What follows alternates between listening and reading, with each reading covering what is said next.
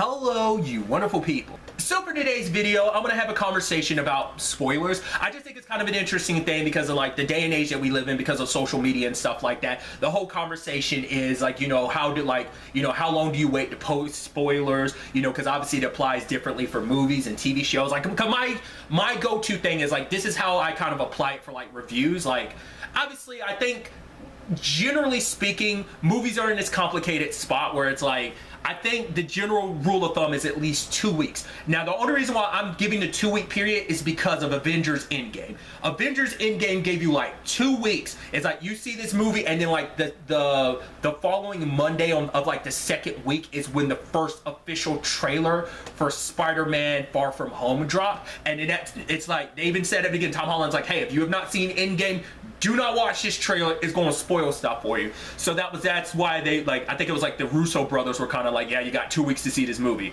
Obviously it's like the biggest movie, one of the biggest movies of like cinematic history, sure, but it's still just a thing of like, it's just an interesting thing because you never see that. But to be fair, it's like the MCU, connective tissue. This is a movie, because that movie came out like what, 2 months after, like 2 or 3-ish months after Endgame came out, because like Far From Home came out like July, when Endgame came out like at the end of like April. So regardless, it's just an interesting thing. But I feel like TV shows are a slightly different aspect, because obviously most TV shows, not all TV shows, but most TV shows are released week to week. So my rule of thumb is typically like, you kind of have till the next day. Like, don't go out blasting spoilers, because some people will live tweet stuff, some people will like drop it like immediately. That's also the thing of like, if you haven't had a chance to watch something, basically avoid the internet. That's kind of my rule of thumb.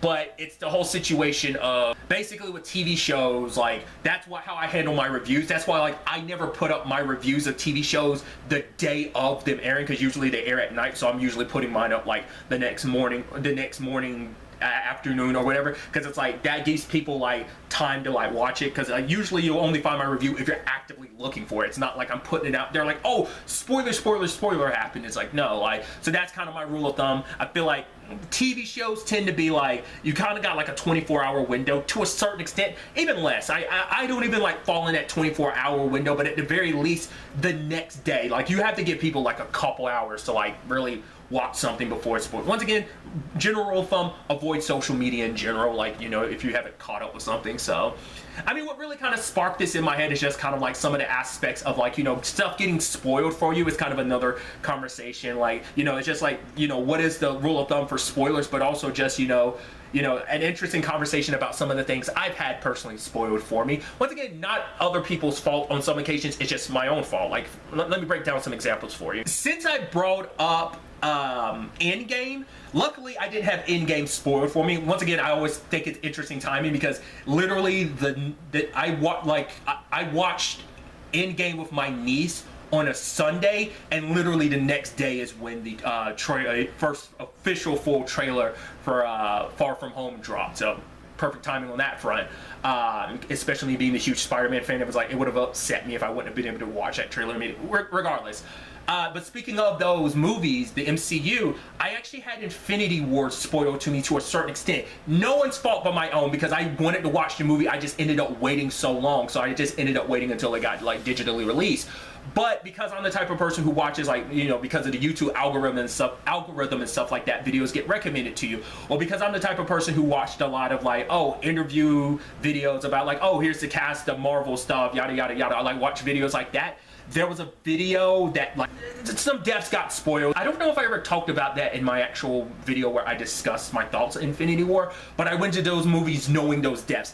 I didn't know the ending. That still surprised me, it shocked me. Another one, now this one I didn't talk about when I reviewed it, but it's kind of a Doctor Who spoiler. This is from series 12. This is the beginning of series 12, so if you haven't caught up with Doctor Who, you have been warned.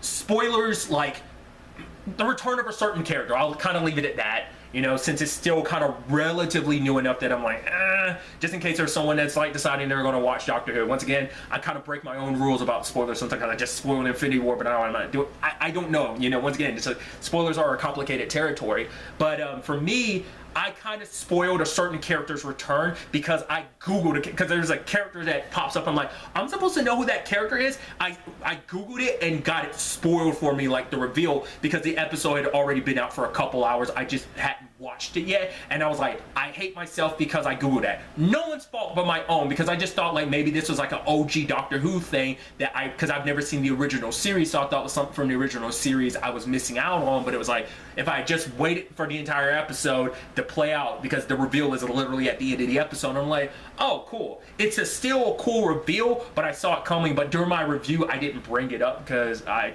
was just kind of like, oh, I just didn't want to talk about the fact is I kind of ruined it for myself. But that was just kind of an interesting circumstance in that regard. So another one, it's Snowpiercer, because I've never seen the original movie and I've never read the original like graphic novel / comic book that it's based on.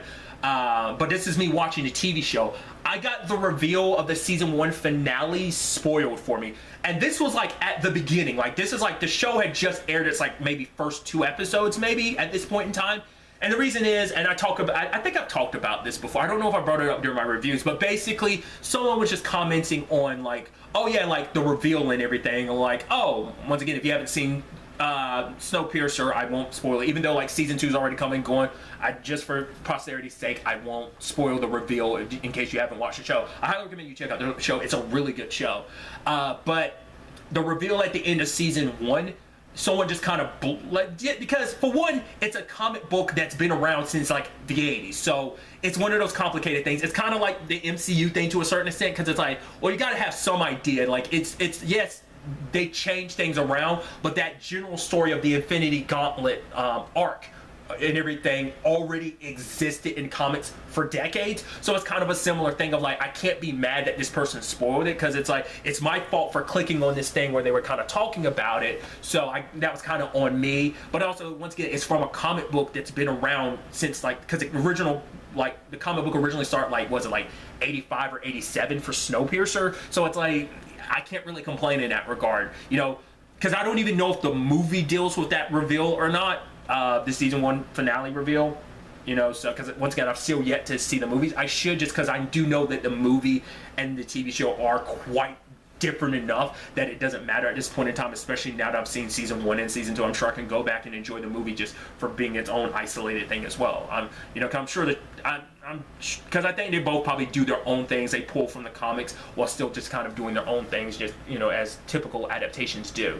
Another one is actually kind of an interesting one where I actually thought I got WandaVision spoiled for me. Now the WandaVision one is kind of an interesting circumstance, because I came across something on YouTube that was like, oh, WandaVision leak or something. And I was like, no, because it like had a major cameo appearance or something like that. I was like, wait, did I get that spoiled for me? Now this is interesting because I was worried about it, but it ended up being not the case. So I'll go ahead and say it, because even if you haven't seen WandaVision, this particular thing wasn't in WandaVision, so I don't think that's as much of a spoiler. But I thought Magneto was going to make a cameo appearance, so that freaked me out. I was like, please tell me I didn't spoil that for me. I don't know whether that's something that was originally there. It could have just been some BS that someone had put it out. I didn't watch the video. I was just scrolling through because I was looking up something related to WandaVision, and I stumbled across this. But it was because it was like an episode 9 leak or something like that. It was saying, it was like, yeah, episode 8 or 9. I want to say it was 9, because at that point I think only had gone up to episode 7 was out, was kind of the reason why.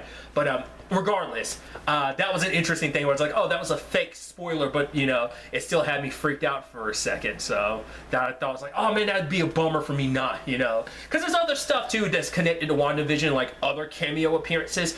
It was unclear what the cameo was going to be, but it was still a thing of news had already come out, and I watch enough stuff that covers like entertainment / nerdy / geeky news that like it was already kind of known of like what a certain cameo was going to be. It was just a question of who this particular what actor was going to depict this particular cameo. So that's like one particular thing I kind of got spoiled on, but once again, that's kind of something of my own nature because of the stuff I watch and stuff like that. So obviously this is just me like rambling on about some of the spoilers. Actually, you know, that kind of leads to my, you know, question to you ultimately. For one, what is your guideline when it comes to spoilers? Like how long can you go before you have to be like, okay, spoilers, you know, you don't have to announce spoilers, you can just openly talk about it. Is it, you know, this, you know, do you have different rules for movies and TV shows, video games, comic books, like whatever the case may be, you know, books? I don't read books, so I'm not in that position, but I'm sure like, there's still that buffer window for books because different people read books at different speeds and stuff like that. Same thing for watching TV shows and movies, you know, how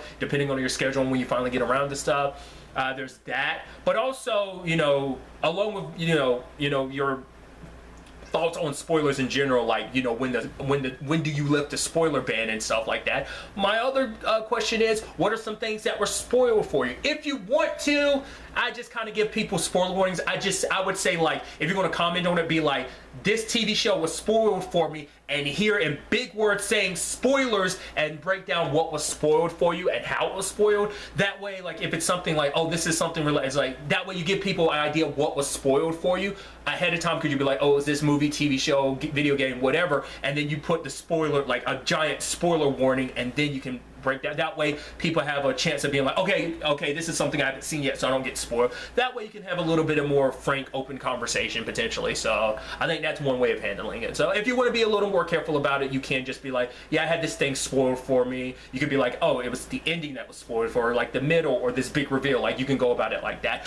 I just love to know your thoughts about everything in the comments down below. But really, that's all I want to talk about. Till the next time we meet, be happy, be safe, live life to the fullest, and enjoy it. Good day and goodbye.